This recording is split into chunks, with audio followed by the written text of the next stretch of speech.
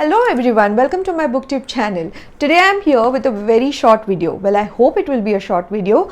I'm going to talk about just one book. I recently finished reading one non-fiction book, and after I finished reading that book, I had this desire that everyone should read this book because it's that good. And the name of that book is Freedom to Think, The Long Struggle to Liberate Our Minds by Susie Alegre. Now this book is very impactful. Let me tell you what this book is about. This book is about tech, how tech world is slowly and steadily taking over our world, and in fact our freedom to thought, freedom to think is in danger because our minds are constantly manipulated by the algorithms that these big tech corporations use on us. And when I read this book, I had this thing that I do not want to be a part of a world where machines can control what we think, because freedom to thought is actually very sacred to all human beings. And why should some big corporations actually try to manipulate us or try to guess what we are thinking? Because our thoughts are supposed to be private and machines cannot come and take over the private thoughts that we have. So this book will make you rethink about your use of technology, how you perceive technology, and everything regarding tech and algorithm. Now, to review this book is actually very difficult because my mind is buzzing with a lot of thoughts. I just finished reading it some 2 days ago, and I thought this book deserves a separate video. A little bit about this author. Susie Alegre is a human rights lawyer, and she has been working for human rights advocacy for a long time now. So her experiences with regards to how technology plays a big role in manipulating our thoughts, our emotions, is something that she has extensively written about in this book. Now this book is divided into two parts. Part 1 deals about in the prehistoric time how human rights came to be, as in how our philosophers, great thinkers of the past fought for our human rights, from Galileo to other thinkers like Plato, how they formulated human rights and how they were punished for being different from the society, but how they held freedom to be sacred, freedom to think to be very sacred, and ultimately down the history how human rights were formed. So the first part actually gives you an understanding of why it is so important to have the freedom to think, to have opinions which are different from others, because that's how you evolve as a person, and it is your fundamental right to keep your thoughts private. Second part of the book is digital. Its name is digital. Then it talks about in today's world how these technologies that we have adopted with open arms, how these technologies are impacting our freedom to think. Now before I go into details about this book, let me tell you that part 1 is little bit historical because it draws a lot of influences from history, as I said before, to understand how we came to be as we are in terms of our human rights. So it is a bit historical, so at times you might feel like it's getting little too historical or little too boring to understand certain things depending on your taste of history, but I would request you to persevere through that part, because what is coming next is actually very interesting, and that's the crux of the book. The part 2, that is, part 1 is around 128 pages, so you just have to bear through those 100 pages. Although it's very interesting, it's not boring, but as I said, it's getting a bit historical, a bit technical in parts. The second part of the book, the digital, is actually talking about the pitfalls of technology, how the technology that we have all embraced with open arms is not all good. In fact, yes, technology is good for a few things, but when it comes to when it tries to infer what we are trying to think or what we are trying to do all the time, it's not good, because in the part 1 it's been established very clearly that why it is important to have the freedom of thought, the freedom to think. Now I'm going to read a few lines from this book to make you understand what I'm trying to say, how impactful these lines are. I have shortlisted a few lines and I'm going to read them for you. So the first one is on page 67 of this book that I'm going to read out to you. People have always been searching for external clues to the inner lives of those around us. Judging people's character by their outward appearance has bolstered racism, xenophobia, classism, misogyny, homophobia, and prejudice against people with disabilities or disfigurement throughout the ages. If inferences can be drawn about your inner world based on your appearance, it does not matter what you actually think or feel. Your freedom to be who you are is curtailed by society's judgment of you. Can there be anything more powerful than this? Another important line or another important paragraph that like really struck a chord with me is this one, the one that I'm going to read next.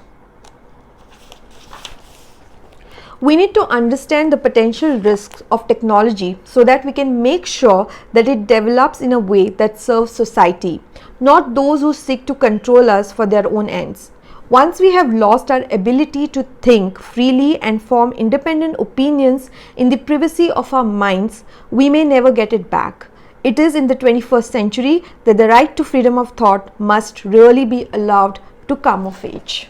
These lines that I just read were from part 1 of the book. The part 2 of the book talks about how AI and technology in general is used to determine your sexual orientation or who you're going to vote in an election, or just by looking at your racial profile, it tends to tell you whether this person is likely to commit a crime or no. So how fair is this? I mean, it's crazy how using technology, the tech giants are trying to make inroads into human thoughts and feelings, because these details that they are trying to get are so very personal. It also talks about how your social media movements are tracked to know whether you are going to buy something at a particular time or no, and how fair is this? How are you being manipulated at every step that you take on social media? I'm just going to read out a section from this book that I found was very chilling. Did you know that the weather app on your phone could be selling information on where you are and just how much you might need the toilet? In 2020, the weather company settled a privacy lawsuit filed by the Los Angeles City Attorney's Office that claimed the company's deceptively gathered personal and geolocation data through its app, which at the time had 45 million active users. So simple things, we use apps for most of our daily daily activities, like tracking our steps or tracking our monthly cycles, and in that also these companies gather, they store our data, and then they sell it to advertising companies to target us for particular products. But how ethical is all of this? Another important point that the author makes, which I want to read it out, is this: technology is often touted as a means of getting rid of human bias and discrimination, but in reality it just exacerbates it. AI learns from the data, and the data are already irretrievably tarnished before being fed into the machine and amplified. All the AI can do is vomit out prejudiced predictions based on infected information from a sick system. Another interesting aspect from this book is that the author has drawn from two of the most read classics of literature, and those are, the first one is 1984 by George Orwell, and second is Brave New World by Aldous Huxley. A lot has been drawn from these books, and I think it's very disturbing that she can actually make proper comparisons between what is happening right now with what was mentioned by George Orwell in 1984 or Aldous Huxley in Brave New World.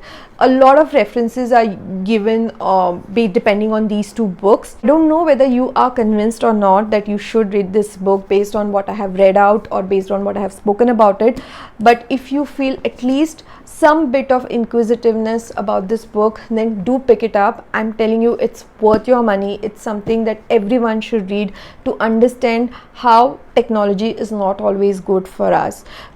Towards the end, the author also talks about some of the things that you as an individual can do to protect your freedom of thought, protect your freedom of thinking, and some steps that you can take. So in that way, this book is very, very comprehensive.